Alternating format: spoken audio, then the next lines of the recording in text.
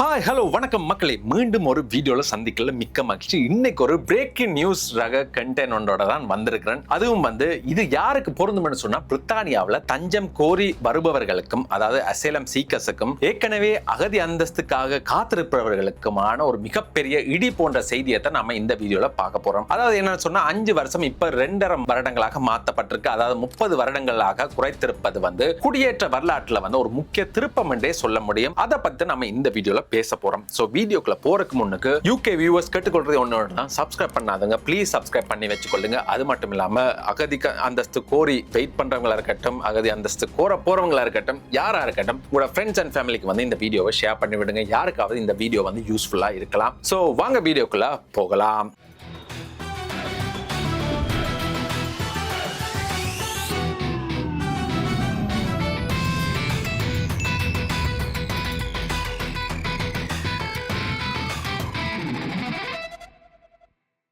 வணக்கம் நண்பர்களே, நான் உங்க ஆனல்ட். பிரித்தானியா வாழும் அகதிகளுக்கு, இங்க தஞ்சம் கோர நினைக்கிறவங்களுக்கும் ஒரு மிக முக்கியமான, அதே சமயம் ஒரு கசப்பான செய்தியை தான் நான் இன்றைக்கு வீடியோல கொண்டு வந்திருக்கிறேன். சோ ஸ்கிப் பண்ணாம ஃபுல்லா இந்த வீடியோ பாருங்க, அப்பதான் உங்களுக்கு புரியும். இதுவரைக்கும் பிரித்தானியாவில் அகதி அந்தஸ்து கிடைத்தால் 5 வருடம் இங்கே இருக்கலாம், பிறகு நிரந்தர குடியுரிமை வாங்கலாம் என்ற ஒரு நிலைமை இருந்துச்சு. ஆனா போன திங்கட்கிழமை முதல் அந்த 5 வருட கால அவகாசத்தை இப்ப 30 மாதங்களாக 2.5 ஆண்டுகளாக பாதியாக குறைத்திருப்பது பிரித்தானிய அரசாங்கம் அதிரடி உத்தரவை பிறப்பிச்சிருக்கு. இது ஏன் என்ற ஒரு கேள்வி வருது. டென்மார்க் நாட்டை ஏன் பிரித்தானியா பின்பற்றுது? இந்த முழு விவரத்தையும் இந்த வீடியோல பார்க்க போறோம். சோ ஸ்கிப் பண்ணாம வீடியோ பாருங்க.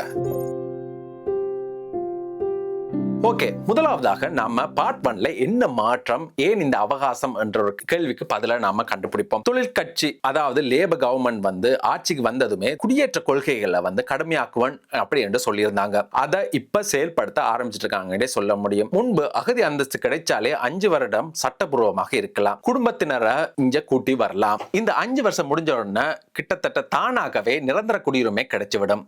ஆனா இப்போ அந்த வந்திருக்கிற புதிய விதிப்படி இனி 2.5 வருஷத்துக்கு தான் இந்த அந்தஸ்து வழங்கப்படும். அதுக்கப்புறம் நீங்க மறுபடியும் ரினியூ பண்ண வேண்டும். அதாவது உங்க நாட்டிலேயே இன்னும் ஆபத்து இருக்காண்டு செக் பண்ணுவாங்க. அதான் ரொம்ப மிக முக்கியமான ஒரு விஷயம். ஒருவேளை ஆபத்து இல்லை என்று சொன்னா உங்களை திருப்பி அனுப்பவும் வாய்ப்பு இருக்கு. அதை பத்தி நம்ம இந்த வீடியோல சொல்ல வந்தது.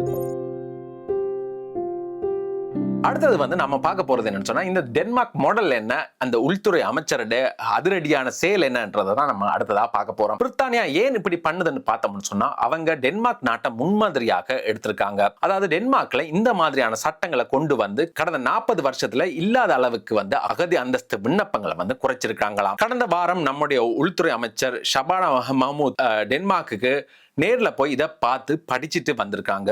அவங்க சொன்னது என்னன்னு சொன்னா, பிரித்தானிய அகதிகளுக்கு ஒரு சொர்க்கம் போலவும், மனித கடத்தல்காரர்களுக்கு ஒரு லாபகரமான ஒரு இடமாகவும் இருக்கக்கூடாது என்பதுதான் அவருடைய எடுகோலாக இருக்குது.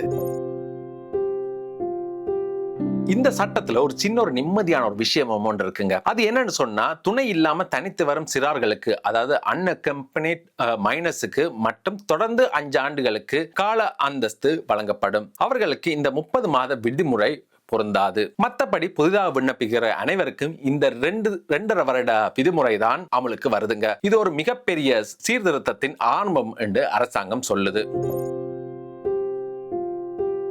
கடந்த பிப்ரவரி 26 அன்று வெளியான டேட்டா படி 2025 மட்டும் சுமார் 1,625,000 பேர் பிரித்தானியாவில் அகதி அந்தஸ்து தஞ்சம் கோரியிருக்கிறாங்க. இது முந்தைய ஆண்டை விட ஒரு 4% குறைவாக என்றாலும் அரசாங்கம் இந்த எண்ணிக்கையை இன்னும் பாதியாக குறைப்பேன் அப்படி என்ற மாதிரிக்கு பிளான் பண்ணிட்டு இருக்கிறாங்க. இதனால இனிமேல் சேஃப் கண்ட்ரி, அதாவது பாதுகாப்பான நாடுகள் என்று வகைப்படுத்தப்பட்ட நாடுகள்ல இருந்து வாரவங்களுக்கு அகதி அந்தஸ்து கிடைக்கிறது குதிரை கொம்பாக இருக்க போகுது அப்படி என்று சொல்லப்படுதுங்க. சோ இந்த வீடியோல தெளிவாக தெரிஞ்சிருக்கலாம் இது யார் யாருக்கு பாதிக்கப்பட போகுது, யார் யாரெல்லாம் இந்த அசைலத்துக்காக கேஸுக்காக வெயிட் பண்ணிட்டு இருக்கீங்க அப்படி எல்லாமே எனக்கு கிடைக்குமா கிடைக்காதுன்னு நிறைய ஒரு போராட்டம் நடந்துட்டு இருக்கே சொல்லலாம். அவங்களுக்கான இந்த வீடியோ ரொம்ப யூஸ்ஃபுல்லா இருக்கும். சோ பாத்தீங்கன்னா நண்பர்களே, பிரித்தானியாவில் இந்த அதிரடி முடிவு இனி வாரவங்களுக்கு ஒரு பெரிய ஒரு எச்சரிக்கை மணியாக இருக்குது. குடியேற்ற கொள்கைகள் நாளுக்கு நாள் ஸ்ட்ரிக்ட் ஆகிக்கிட்டே இருக்குங்க.